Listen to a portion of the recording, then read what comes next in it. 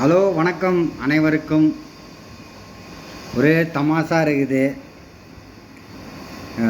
அரசியல் வட்டாரங்கள். சரி, ஸ்ட்ரெயிட் டு பாயிண்ட்.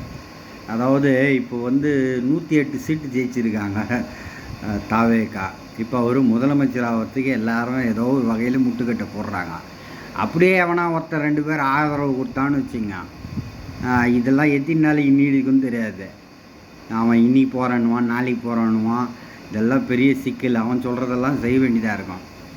ரெண்டாவது, இப்போ உங்கள்கிட்ட இருக்கிற எம்எல்ஏ எவனா ஒருத்தன் மண்டையை போட்டான்னு வச்சுக்கா, அப்பயும் ஒன்றும் செய்ய முடியாது. சும்மா இந்த கொச்சல்லாம் எதுக்கு? நீங்கள் பேசாமல் ஒரு 6 மாதம் கம்முன்னு இருந்துட்டு ஆட்சி கழிச்சு விட்டு ரீஎலெக்ஷன் வைங்க. கன்ஃபார்மாக இந்த வாட்டி ஒரு 150 சீட்டு ஜெயிச்சிருவீங்க.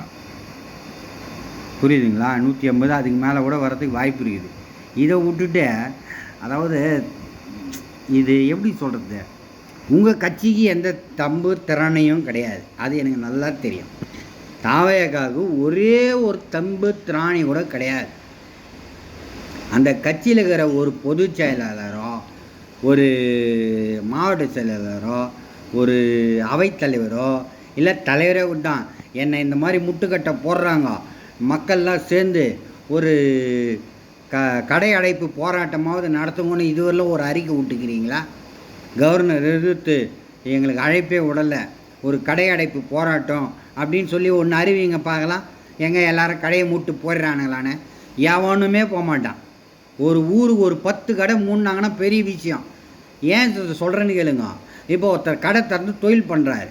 அவர்கிட்ட நேராக அவன் புள்ள அப்பா நீ டிவிக்கு ஓட்டு போடு, எனக்காக போடு, விஜய் நான் வரட்டும் அப்படின்னு அந்த குழந்தை சொல்லுதுன்னா, அப்போ அது ஏதோ புள்ள கேட்குதே, ஒரு வாட்டி போடுவோம். எவனுக்கோ போடுறான், ஒரு வருஷம் ஒன்று பிள்ளைக்காக போடுவான். ஆனால் கடையை மூடுனா தொழிலை விட்டு சோத்துக்கு அவன் என்ன பண்ணுவான்? கடையை மூட சொல்லிட்டு அவன் மூடுவானா? அவன் பிள்ளைய வந்தானே தலை மேலே போட்டு வீட்டுக்கு போடான்னுவாங்க. புரியுதுங்களா? எவனும் கடையடைப்பு போராட்டம் நடத்த மாட்டான், ஒன்றும் பண்ண மாட்டான். நீ நினைக்கிற மாதிரி மெரினா பீச்சிலையும் போராட்டம் பண்ண மாட்டானுங்க, எவனும் பண்ண மாட்டானுங்க. ஏன்னா அவனுக்கு அவன் பொழப்பு பார்க்குறது பெரிய வேலையாகுது. இங்கே உங்களுக்கெல்லாம் யாரும் சப்போர்ட் பண்ண மாட்டான். இந்த விசில் அடிக்கிற கூட்டத்தெல்லாம் வச்சுக்கினே நீ எத்தனை நாளைக்கு நீ ஜாலியாக திருச்சாவோட டான்ஸ் ஆடலான்னுக்கிற? இதெல்லாம் வேலைக்கே ஆகாது. நீங்கள் என்ன பண்ணுறீங்க, ஆட்சி கலையை விட்டுடுங்க.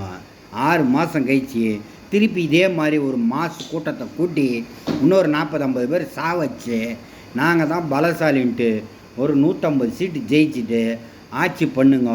அந்த தலையெழுத்தை நாங்கள் சந்தோஷமாக பார்த்துன்னு வேடிக்கை பார்த்துன்னு இருக்கிறோம். ஓகேவா? Good like.